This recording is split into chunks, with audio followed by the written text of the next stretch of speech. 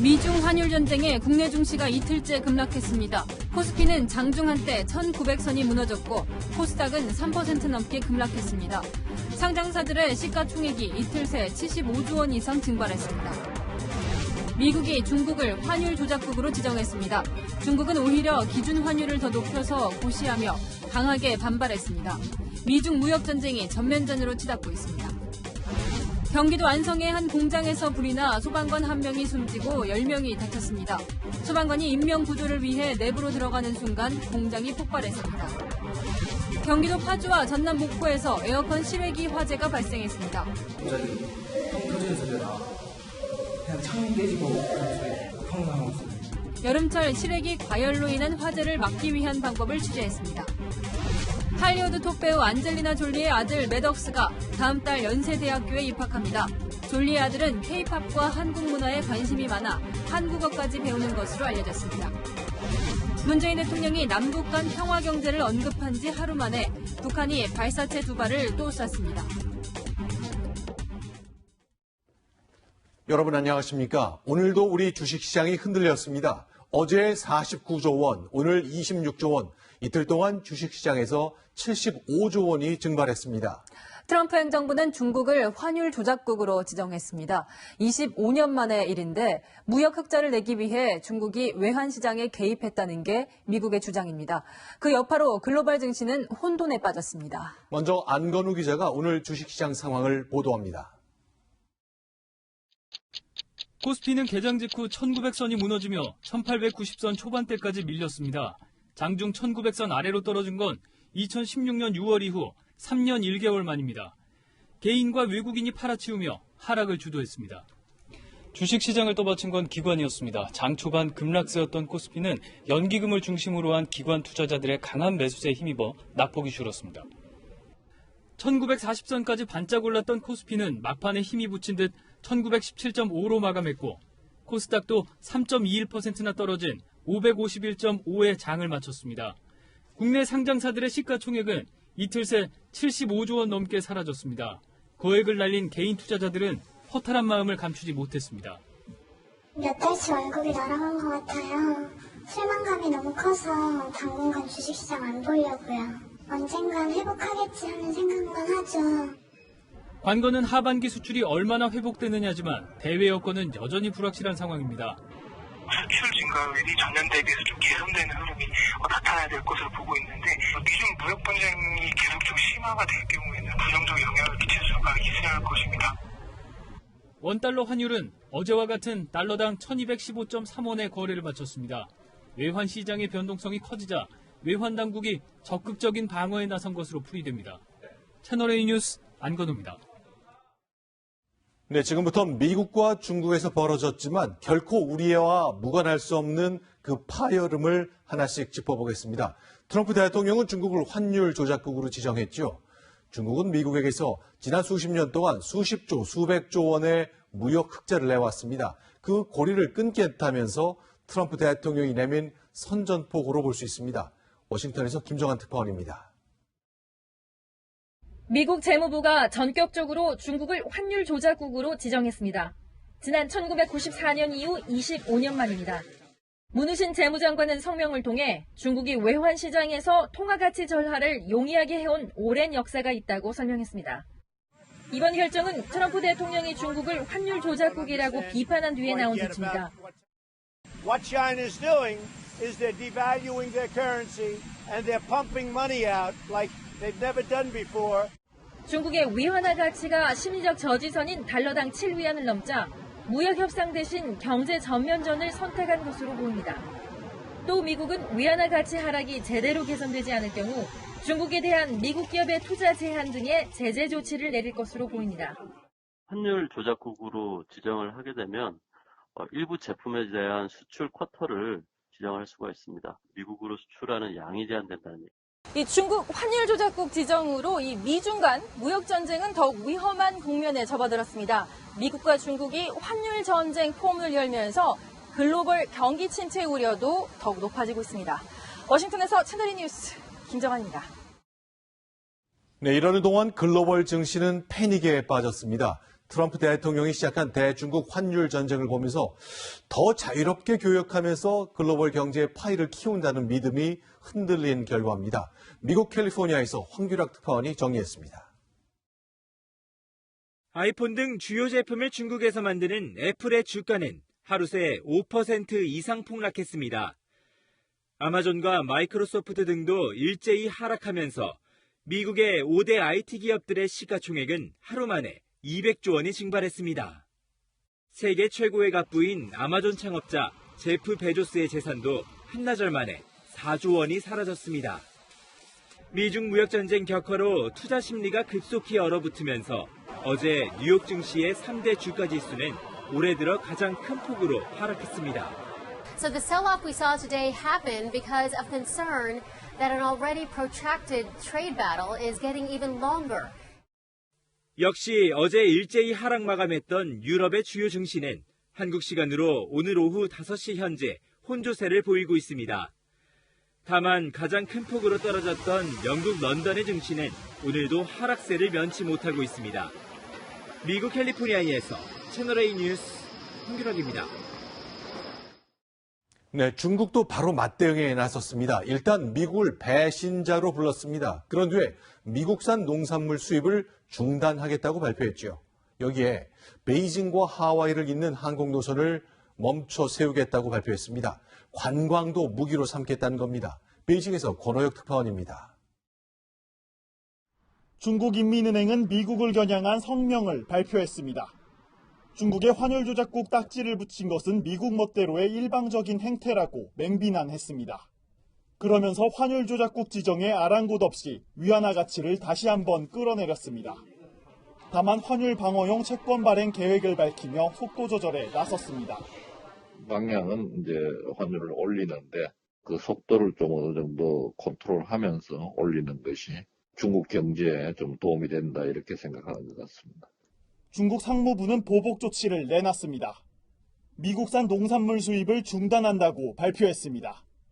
미국 중서부 농민들이 트럼프 대통령의 핵심 지지층이란 점을 노린 겁니다.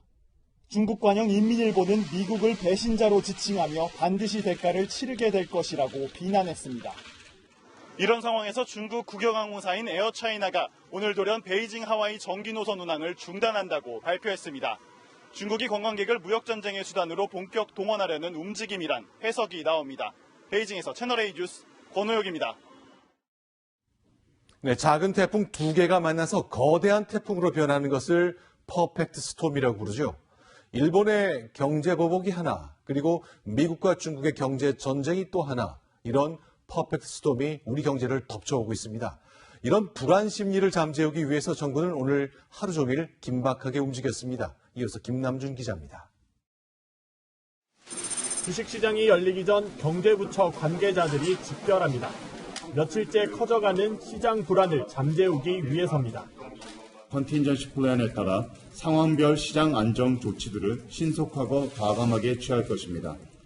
미국이 중국을 환율 조작국으로 지정하자 환율 조작 관찰국인 우리나라에도 불똥이 튀는 것이 아니냐는 우려가 나옵니다.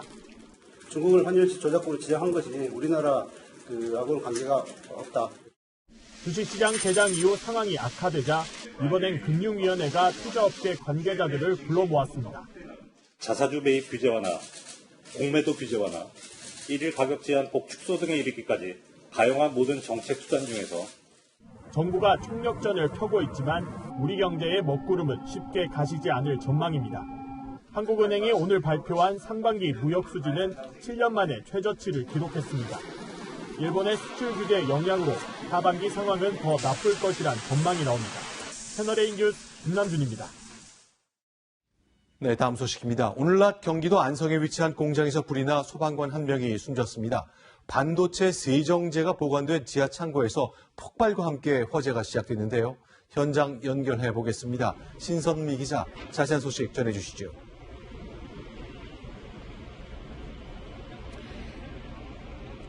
네, 그렇습니다. 네, 사고가 난 지 6시간이 지났지만 지금도 공장 주변엔 검고 매캐한 연기가 나고 있습니다. 아직까지도 소방관들이 물을 뿌리며 진화 작업을 벌이고 있는데요. 공장은 모두 불에 타 형체를 알아볼 수 없습니다. 화재가 난 건 오늘 오후 1시 10분쯤입니다. 이곳을 지나던 차량 블랙박스에 사고 당시 모습이 고스란히 잡혔는데요. 공장이 폭발하면서 시뻘건 불길과 함께 철제 파편들이 도로로 튕겨나오는 모습을 확인할 수 있습니다. 이후 검은 연기까지 솟구치면서 주변은 순식간에 아수라장이 됐습니다.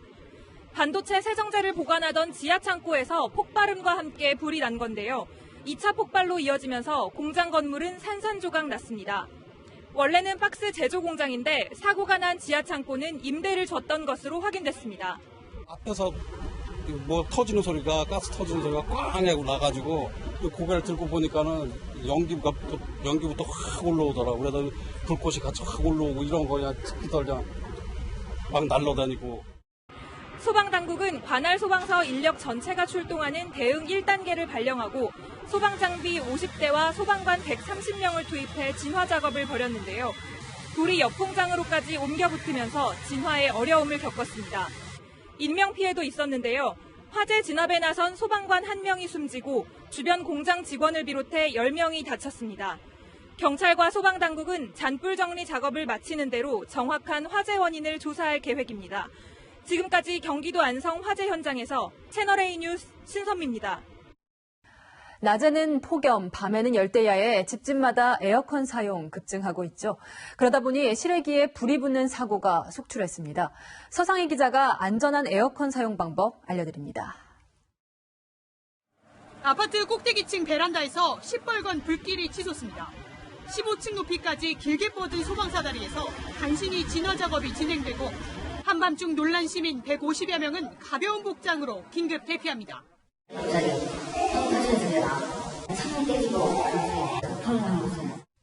소방 측은 열대야 속 에어컨 가동 시간이 길어지면서 실외기 과열로 불이 난 것으로 추정합니다. 건물 외벽이 형체를 알아볼 수 없을 정도로 녹아내렸습니다. 어제 낮 수은주가 35도 가까이 올랐던 경기 파주의 한 상가에서도 화재가 발생했습니다. 에어컨 실외기에 전기를 공급하는 배전관에 불이 붙었고 건물에 있던 10여 명이 대피했습니다. 땡볕 속에 쉴 새 없이 돌아가는 에어컨 실외기, 화재 위험은 없을까? 서울 종로 상가밀집 골목입니다. 보시는 것처럼 벽면을 따라 에어컨 실외기가 촘촘히 붙어 있는데요. 바로 옆으로는 각종 전선들이 어지럽게 엉켜 있습니다. 바로 곁에 고압 도시가스 배관이 지나가고 있어 화재가 나면 폭발 사고로 이어질 가능성도 있습니다. 화재를 막으려면 실외기 전기 배선부터 점검해야 합니다. 엉성하게 전선을 꼬아서 연결한 뒤 에어컨을 가동해봤습니다. 연기가 피어오르더니 순식간에 불꽃이 튀고 불길이 치솟습니다. 금속관으로 전선 연결 부분을 고정하면 접촉 불량을 막을 수 있습니다. 또 벽과 바닥에서부터 실외기를 10cm 정도 떨어뜨리는 것도 중요합니다. 에어컨 실외기 뒤쪽에 바람이 들어가는 공간을 충분히 확보해 주셔야 되는 부분들, 이런 부분을 주의하셔야 되겠고요. 8시간 정도 에어컨을 가동한 뒤에는 전원을 잠시 끄는 게 실외기 과열 예방에 도움이 됩니다. 채널A 뉴스 서상입니다. 극심한 폭염에 농작물 피해도 큽니다. 여름 배추를 기르는 강원도 고랭지에선 더위와 장맛비에 농작물들이 썩고 있습니다. 강경모 기자가 현장에 다녀왔습니다. 해발 1000m에 자리한 고랭지 배추밭. 한창 푸른 빛을 띄어야 할 때지만 곳곳에는 누렇게 말라가는 배추가 가득합니다. 첫 수확을 앞둔 고랭지 배추밭입니다. 폭염과 장맛비로 인해 이처럼 절반이 넘는 배추가 썩어 있습니다. 잎과 줄기, 뿌리에 반점이 생기기 시작해 포기 전체가 썩는 무름병에 걸린 겁니다. 이미 배추와 무는 절반가량 상품 가치를 잃었고 양배추 같은 잎채소에서도 병이 확산되고 있습니다. 특히나 온도가 높을수록 얘네 밀도가 높아지기 때문에 발생이 더 많이 되는 겁니다. 온도를 저희가 낮출 수 있는 방안이 없잖아요. 농사를 망친 농민들은 마냥 속이 타들어갑니다. 제가 첨농사를 여기 와서 현재 한 20년 됐는데 현재 봤을 때는 올해가 제일 진짜 안 좋아요. 작황 이런데 사실 좀 먹고 살기도 힘들고 어떻게 해야 될지 진짜 막막하지요. 강원도에서 생산하는 고랭지 배추는 전국 여름 배추 출하량의 95%를 차지합니다. 공급이 줄면 그만큼 가격이 오를 수밖에 없습니다. 한여름에 신선한 채소를 공급하는 고랭지 농업은 갈수록 심각해지는 기후변화 탓에 위기를 맞고 있습니다. 지금보다 평균 2도가 오르면 고랭지 배추 재배 면적이 70% 이상 줄어들 것이란 예측도 나옵니다. 채널A 뉴스 강경모입니다. 폭염 속에 야외 활동은 엄두도 못 내는 시민들, 낮에는 실내 피서법을 찾고 있습니다. 그러다 밤이 되면 도심공원이 북적입니다. 공태현 기자가 둘러봤습니다. 하늘에서 뛰어내린 듯이 강한 바람을 맞으며 날아갑니다. 보호 장비를 착용한 아이들은 상승과 하강을 반복하면서 짜릿한 기분을 느낍니다. 너무 덥다 보니까 지금 도저히 밖에서 뭘 할 수가 없어서요. 실내 스포츠를 찾아서 여기까지 왔는데 되게 재밌고. 축구부터 야구, 농구까지 밖에서 하고 싶었던 운동은 실내로 옮겨졌습니다. 제 뒤로는 스크린 축구를 하는 시민이 보이는데요. 건물 밖 무더위 속에서 신체 활동이 어렵다 보니 에어컨을 갖춘 실내에서 운동과 피서를 같이 하고 있는 겁니다.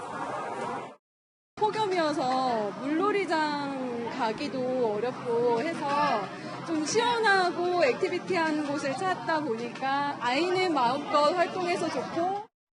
뜨거운 태양이 저물면 한강공원에 다시 시민들이 북적입니다. 곳곳에 돗자리가 들어서고 분수대에 발을 담근 시민들은 더위를 식힙니다.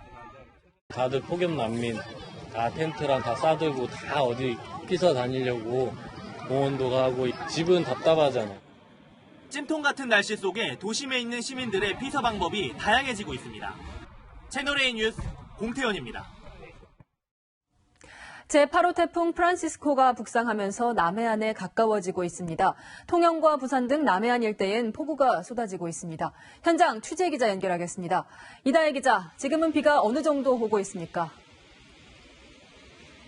네, 부산 광안리 해수욕장에 나와 있습니다. 장대비가 쏟아지고 파도도 점점 높게 일고 있는데요. 해변은 일찌감치 출입이 통제돼 인적을 찾아보기 어렵습니다.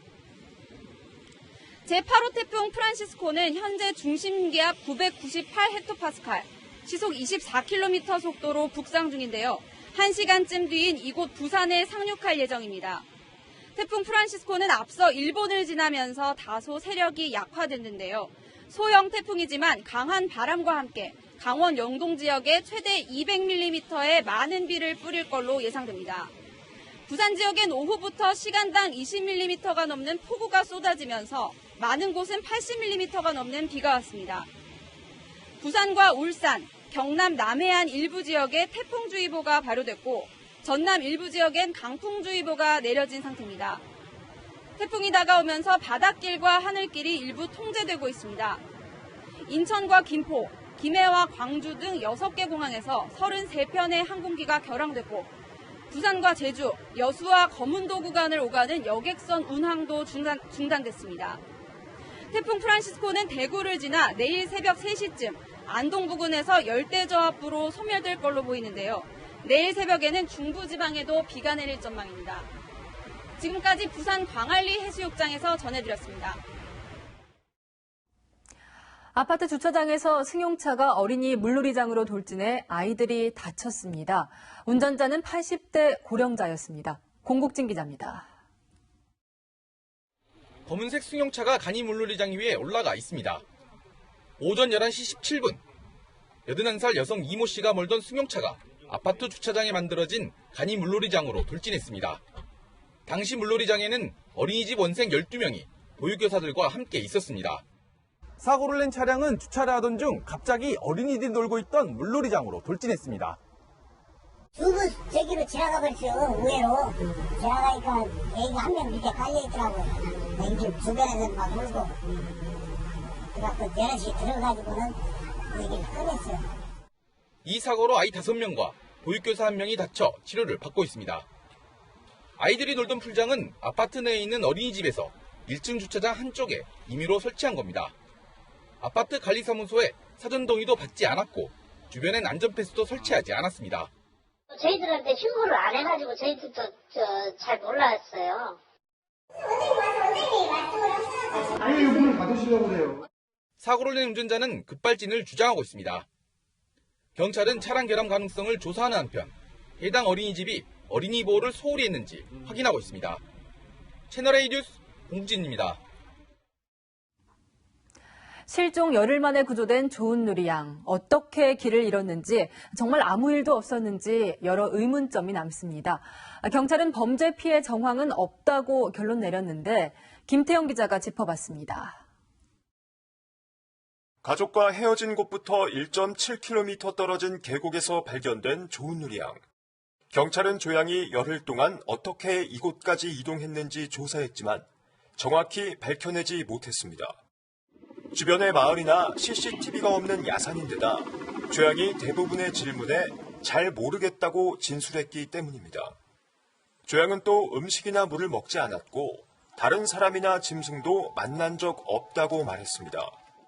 다른 사람을 만나거나 짐승을 만나거나 본인을 부르는 소리를 전혀 듣지 못했다. 이거는 확실하게 얘기하고 있습니다. 범죄 피해 정황도 드러나지 않았습니다. 조양은 구조 직후 병원에서 신체 검사를 받았는데 특이점이 없었습니다. 경찰은 조양이 홀로 하산하다 일행을 찾으려 다시 산에 올랐고 이 과정에서 길을 잃은 것으로 보고 있습니다.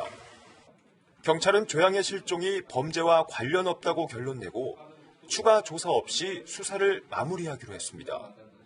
늑장 수색에 대해 경찰은 전문가 의견과 가족 요청으로 실종된 곳을 집중하다 해당 지역의 수색이 늦어졌다고 해명했습니다. 조양은 빠르면 이번 주 안에 퇴원할 예정입니다. 채널A 뉴스 김태형입니다. 서울 번화가 한복판에서 마약을 판매한다는 전단지를 뿌렸습니다. 실제로 마약을 가진 사람이 대놓고 홍보한 겁니다. 대범한 마약상 검거 장면, 안보겸 기자와 함께 보시죠. 흰색 모자를 쓴 남성이 여성과 이야기를 나누며 걸어갑니다. 잠시 후 다른 남성 2명이 빠르게 둘을 뒤쫓더니 흰 모자를 쓴 남성을 양쪽에서 결박해 연행합니다. 사복 차림의 경찰관들이 마약을 판매하려 한 남성을 붙잡은 겁니다. 남성이 체포된 현장입니다. 대마를 사겠다며 스마트폰 채팅 애플리케이션으로 연락해 남성에게 접근한 경찰은 이곳에서 기다리고 있다가 순식간에 남성을 덮쳤습니다. 이 남성은 지난 2일 명함 크기의 전단지를 만들어 젊은 층 유동인구가 많은 서울의 지하철역 인근에서 사람들에게 건넸습니다. 전단지에 지문을 남기지 않으려고 골무를 낀 상태였습니다. 이 전단지에는 대마초를 가리키는 은어와 함께 사고 싶다면 채팅 애플리케이션을 통해 대화를 걸라는 내용이 적혀 있던 걸로 확인됐습니다. 체포 당시 남성은 대마초 30g을 가지고 있었습니다. 경찰은 남성이 지난달 라오스에서 대마초 40g을 사왔다고 밝혔습니다. 경찰은 이 남성을 마약류 관리법 위반 혐의로 구속했습니다. 채널A 뉴스 안보겸입니다. 네, 7월 한 달 일본인 관광객의 한국 방문 숫자는 줄지 않았습니다. 하지만 일본 정부는 지속적으로 한국에 간다면 반일 집회를 조심하라고 당부하고 있죠. 서울에 온 일본인 관광객들을 사공성근 기자가 만났습니다. 일본 외무성 홈페이지입니다. 한국 시위 집회 주의라는 공지가 보입니다. 백색 국가 제외로 서울과 부산에서 큰 반일 시위가 있다며 여행객의 주의를 당부하는 내용입니다. 지난 3주간 4차례나 비슷한 공지를 하며 한국이 위험한 것처럼 알리고 있지만 서울 명동에는 일본인 관광객의 모습을 쉽게 찾아볼 수 있습니다. 一回も危険なことはないです。日本の人が嫌いな人が多いのかなとか心配だったんですけど、来てみたらみんな親切でとってもいい国だと思います。怖いなと思ったんですけど、留学してる友達がいて、ちゃんと韓国安全だよって言ってくれたんで安心して来ました。 고궁에서 한복 저고리를 입은 일본인 관광객들이 사진을 찍습니다. 고궁을 찾는 관광객 수도 큰 변화가 없습니다. 오히려 줄진 않아 조금 놀라긴 했죠. 오셔도 괜찮으세요? 이렇게 제가 오히려 여쭤보는 상황이에요. 두 나라의 민간 교류가 줄어들까 걱정하는 목소리도 나옵니다. つながりがなくなっちゃって、なんかあんまりこっちに来たりとか、韓国の方が日本に来たりとか、なんかできなくなっちゃうんじゃないかなってちょっと心配です。 한국관광공사는 지난달 일본인 관광객 입국자는 거의 줄지 않았지만 한일 관계 악화가 길어지면 감소세로 돌아설 수 있다고 전망했습니다. 채널A 뉴스 사공성근입니다. 네, 서울 중구청이 도심에 노재팬 현수막을 1000개 넘게 걸었다가 반나절 만에 떼어냈습니다. 한국에 온 일본 관광객들을 지자체가 나서서 먼저 자극할 이유가 없다는 비판 때문이었습니다. 구청장은 직접 사과했습니다. 정현우 기자입니다. 덕수궁 대한문을 비롯해 숭례문 앞에도 노재팬 현수막이 내걸렸습니다. 서울 중구는 오늘 오전부터 일본 경제보복의 부당함을 알리기 위해 현수막 1,100개를 서울 도심 거리 곳곳에 설치하기 시작했습니다. 1,100개는 일본이 수출 제한에 들어간 전략물자 품목수를 상징합니다. Japanese people don't do that much of a protest. Personally, feel violent. 그런데 현수막은 설치를 시작한 지 반나절 만에 철거됐습니다. 민간 주도의 불매운동을 관공서까지 나서는 건 부적절하다는 비판과 함께 일본 관광객들을 자극할 필요는 없다는 지적이 잇따랐기 때문입니다. 서양호 중구청장은 오전까지만 해도 관군과 의병을 따질 때가 아니라며 완강한 입장이었지만 항의가 빗발치자 오후 3시 철거를 결정했습니다. 서울 서대문구는 구청 직원들이 쓰던 일본산 사무용품을 걷어 타임캡슐에 넣고 봉인했습니다. 반성 없이 미래없다. 일본 정부 불매한다. 불매한다. 불매한다. 불매한다. 서울 구로구도 구로역 소녀상 앞에서 반일 결의 대회를 열었습니다. 하지만 자치단체들이 자발적인 반일 운동을 훼손하고 있다는 비판과 민관이 힘을 모아 나서야 한다는 반론이 팽팽히 맞서고 있습니다. 채널A 뉴스 정현우입니다. 네, 휴가철을 맞아 국내 여행객을 위한 애국 마케팅이 눈길을 끌고 있습니다. 81,500원에 파는 8.15 상품도 등장했습니다. 홍유라 기자입니다. 설레는 마음으로 기차표를 끊고 전국 방방곡곡으로 떠나는 여행객들. 여행 계획은 바뀌었지만 표정은 밝습니다. 북극과로 가려고 계획을 했었는데 나라가 이렇고 해서 이제 서울로 오게 됐습니다. 일본 여행을 가려고 목표를 다 잡아놨는데 이번에 그 일본의 조치로 인해 가지고 강릉으로 3박 4일 예정으로. 이렇게 국내로 휴가를 떠나는 이들을 위해 코레일이 파격적인 할인 상품을 내놓았습니다. 이곳 서울역에서 부산까지 KTX를 4명이 타고 가면 24만 원 정도 들었는데요. 이 할인 상품을 이용하면 99,000원으로 갈 수 있습니다. 부산 4인 기준으로 매일 3,260석까지 81,500원에 판매하는 일명 8.15 세트도 있습니다. 국내 그 관광 활성화라는 뜻으로 힘내자 코리아라는 그 슬로건을 갖고 파격적인 상품을 준비하게 되었습니다. 한 대형 마트에선 국내 여행객들을 겨냥해 신선식품 등을 최대 50% 할인하는 행사를 진행합니다. 금융권에선 광복절을 기념한 대출 상품까지 등장했습니다. 대출 금리를 8.15% 이내로 지원합니다. 빚에서 해방시킨다는 의미로 광복절인 8.15를 차용했습니다. 탈일본 마케팅이 분야를 가리지 않고 호응을 얻고 있습니다. 채널A 뉴스 홍유라입니다. 네, 오늘은 일본의 한국 지배를 끝낸 원자폭탄 투하가 있었던 날입니다. 아베 신조 일본 총리가 그 행사장에서 다시 한번 한국을 탓했습니다. 1965년에 했던 청구권 조약을 지키라고 말했습니다. 도쿄에서 김범석 특파원입니다. 아베 신조 일본 총리는 오늘 한국 비판에 열을 올렸습니다. 最大の問題は国家間の約束を守るかどうかという信頼の問題です。国交正常化の基盤となった国際条約を破って 대법원의 강제징용 배상 판결이 한일 청구권 협정에 어긋난다며 한일 관계 파탄의 책임을 또다시 한국 탓으로 돌린 겁니다. 그러면서 한국의 변화가 없으면 대화하지 않겠다는 뜻도 드러냈습니다. 国と国との関係の根本に関わる約束をまずはきちんと守ってほしいと。 한일 정상회담 여부를 묻는 말에 즉답을 피한 채 우리 정부가 먼저 조치를 취해야 한다는 기본 주장을 되풀이한 겁니다. 외교 전문가들은 백색 국가 제외 조치 이후 나흘 만에 입을 연 아베 총리의 태도에 문제가 있다고 지적했습니다. 基本的に日本の責任のある問題ですからですね。日本側が積極的に解決の道を考えていくべき。 일본은 내일 우리나라를 백색 국가에서 제외하는 시행령을 공포합니다. 이와 함께 앞으로 개별 허가를 받아야 되는 수출 규제 품목에 대해서도 구체적으로 공개가 될지 관심이 모아지고 있습니다. 도쿄에서 채널A 뉴스 김범석입니다. 할리우드 톱스타 엔젤리나 졸리의 아들 매덕스가 올 가을 연세대학교 신입생이 됩니다. 전 세계 여러 대학에 합격했는데 왜 한국행을 결심했는지 성혜란 기자가 알아봤습니다. 오는 9월 연세대 언더우드 학부 생명과학공학 전공으로 입학하는 매덕스 졸리피트. 외국인 전형의 응시에 최종 합격했습니다. 전형은 서류랑 전화 면접 요거를 교수님들이 진행하신다고 하고요. 6월 초라고 냈어요.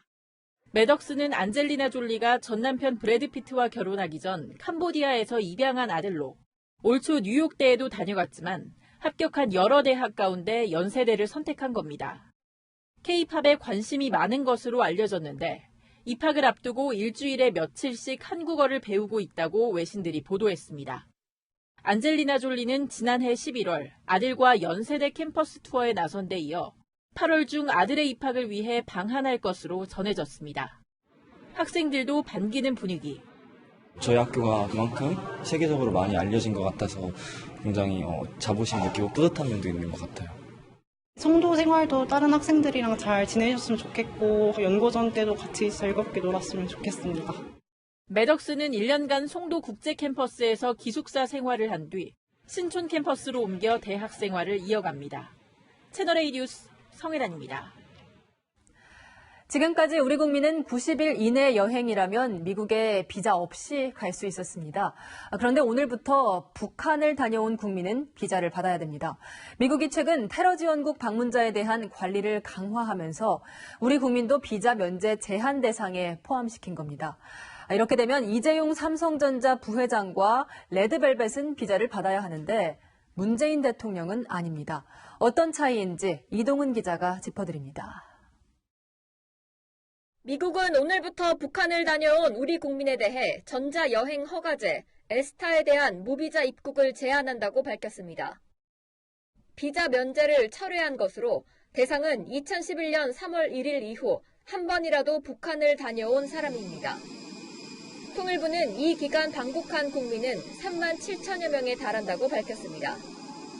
여기에는 지난해 평양을 다녀온 이재용 삼성전자 부회장과 최태원 SK그룹 회장 등 대기업 총수들이 대거 포함됐습니다.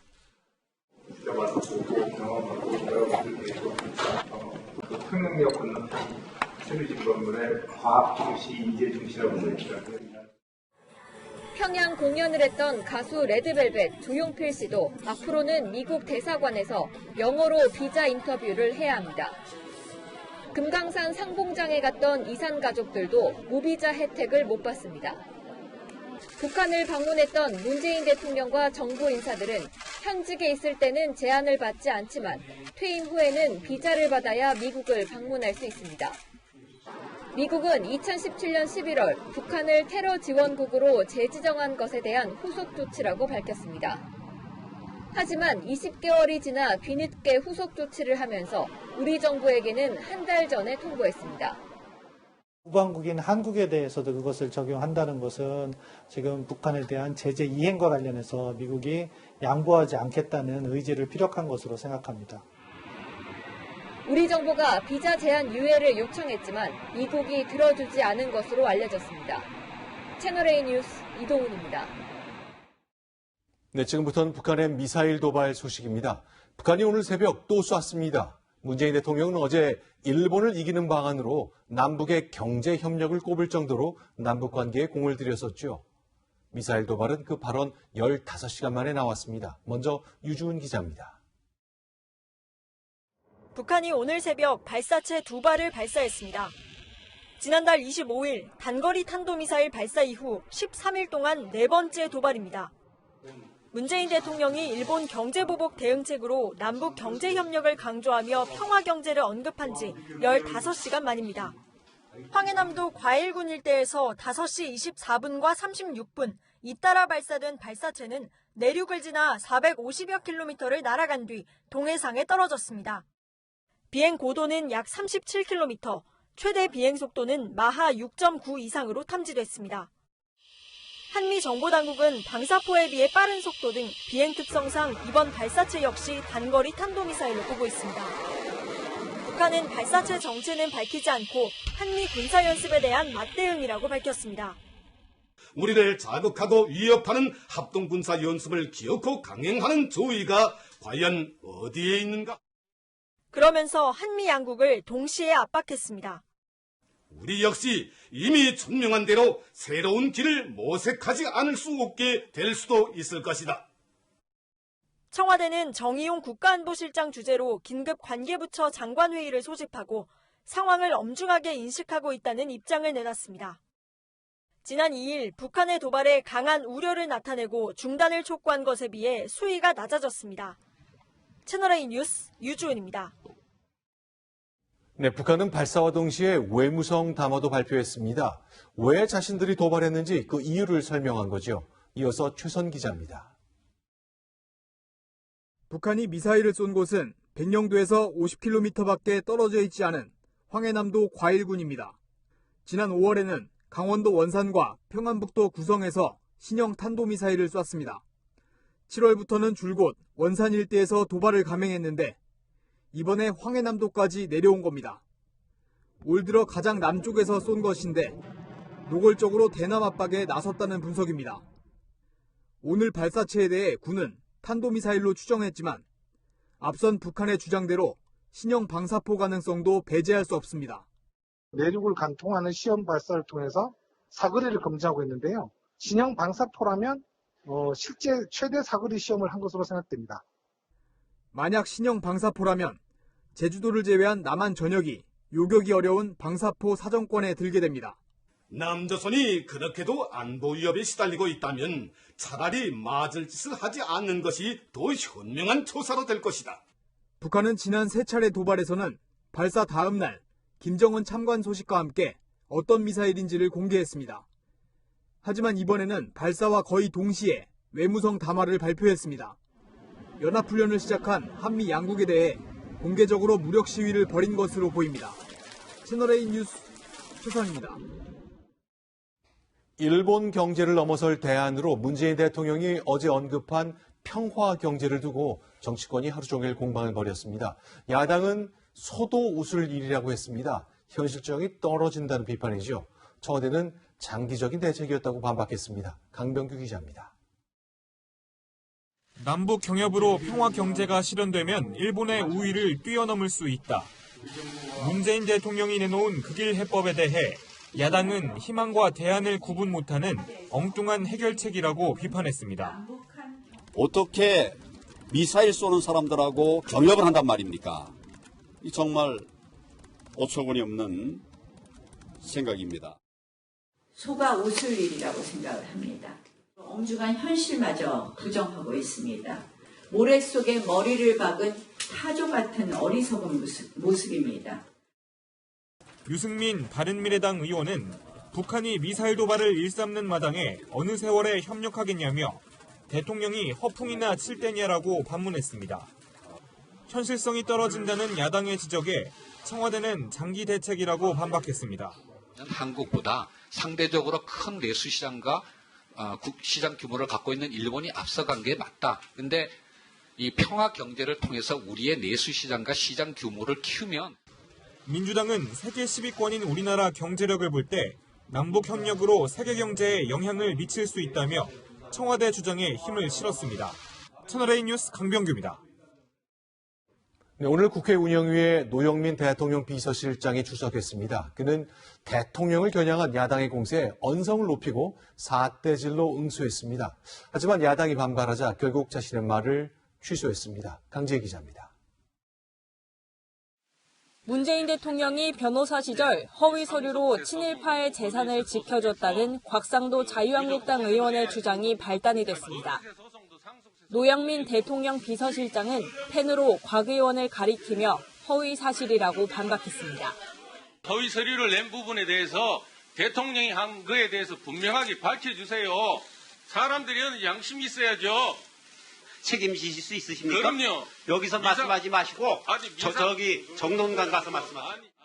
회의장에서 면책 특권에 숨지 말고 면책 특권이 주어지지 않는 기자회견장에서 말하라는 겁니다. 펜을 던지기까지 합니다. 아니 사태질 하지 말고 정론관에서 얘기했어요. 글쎄 정론관 가서 말씀하시라고. 러시아 군용기가 영공을 침범한 날 대통령이 여당과 오찬을 했다는 지적에는 언성을 높였습니다. 대통령을 모독한다는 것이 도대체 무슨 도움이 되겠습니까? 대통령은 밥도 못 먹습니까? 노 실장의 답변 태도를 문제 삼으며 한국당은 사과를 요구했습니다. 회의는 20분간 파행됐고 결국 노 실장은 한 발 물러섰습니다.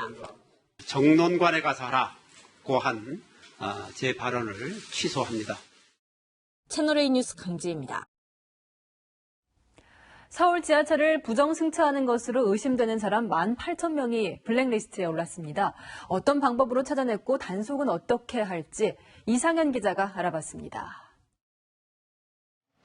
평일 낮 시간 서울의 지하철역. 한산한 승강장에 지하철 요금을 면제받는 어르신들 모습이 쉽게 눈에 띕니다.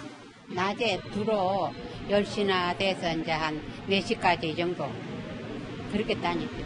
마트도 가고 종로 상가였는데 뭐 물건 사러 도 오고. 서울시가 65세 이상에 지급되는 경로 우대카드를 사용하는 사람들의 패턴을 분석했더니 이들은 일반적인 출퇴근 시간대보다 낮 시간 사용이 많았습니다. 서울시는 이런 빅데이터 분석을 토대로 평균적인 경로 우대카드 사용자와 이동 패턴이 다른 18,000명을 부정승차 블랙리스트에 올렸습니다. 특정역을 아침 저녁으로 왕복하고 9시간 이상 체류하며 평일을 기준으로 한 달에 15일 이상을 이용하는 전형적인 직장인 패턴을 보인 승객들입니다.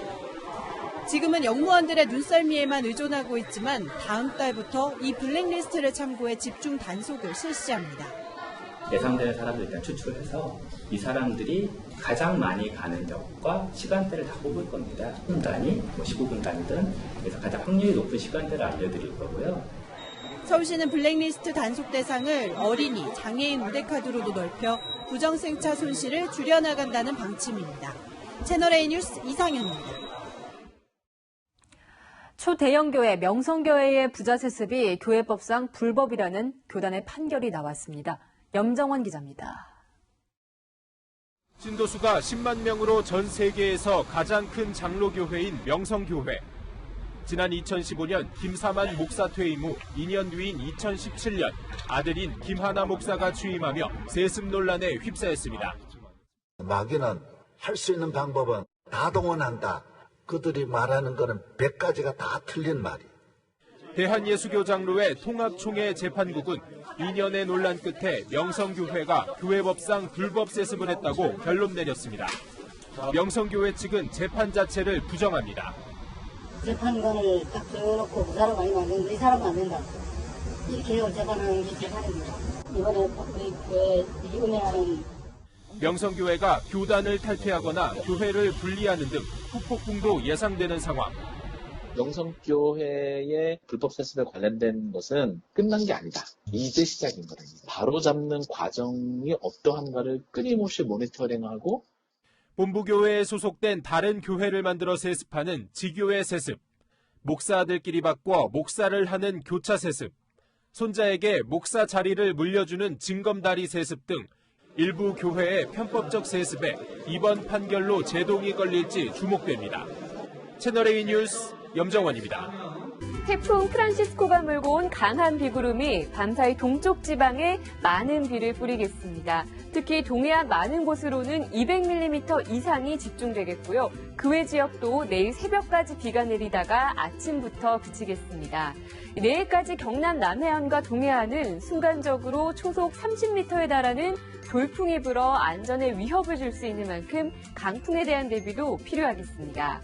내일 낮부터는 잠시 폭염이 주춤했던 남부지방도 다시 35도 안팎의 찜통더위가 기승을 부리겠습니다.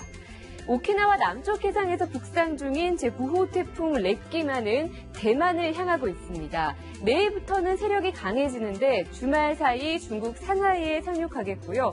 이후 우리나라로 접근할 가능성도 배제할 수 없다는 점 염두에 두시기 바랍니다. 태풍이 지나간 뒤로도 대기가 불안정해 모레는 곳곳에 소나기가 지날 것으로 보입니다. 날씨였습니다. 네, 자유무역이 흔들리고 있습니다. 내 나라 내 이익이 먼저다 이런 이유를 다들 대고 있죠. 다른 나라도 아닌 지난 70년 동안 마음껏 무역하면서 오늘의 부를 이룬 미국과 일본이 시작한 일입니다. 그렇다면요. 글로벌 경쟁의 칼날에 선 우리 기업들의 경쟁력을 높이는 일 말고 다른 해결책이 있을까요? 이 당연한 말을 우리는 한동안 잊고 지냈고 또 공개적으로 말하기를 망설였다는 사실이 새삼 놀랐습니다. 뉴스 마치겠습니다. 고맙습니다.